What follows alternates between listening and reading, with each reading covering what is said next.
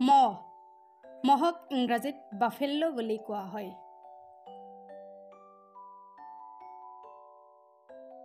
ছাগলী ছাগলীক ইংৰাজীত গট বুলি কোৱা হয়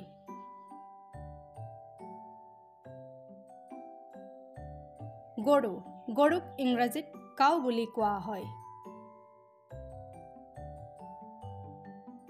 হৰিণ হৰিণক ইংৰাজীত ডিয়াৰ বুলি কোৱা হয় জিৰাফ জিৰাফক ইংৰাজীত জিৰাফ বুলি কোৱা হয়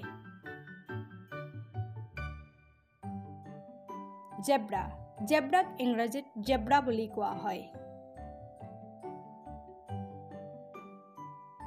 ঘোঁৰা ঘোঁৰাক ইংৰাজীত হৰ্চ বুলি কোৱা হয়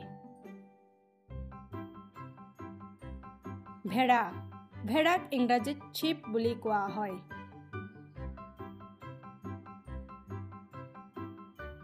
গাধ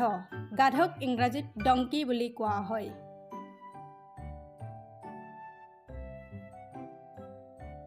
উট উটক ইংৰাজীত কেমেল বুলি কোৱা হয়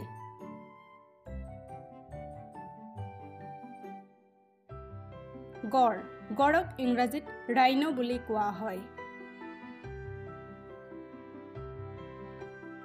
শহাপহু শহাপহুক ইংৰাজীত ৰেবিট বুলি কোৱা হয়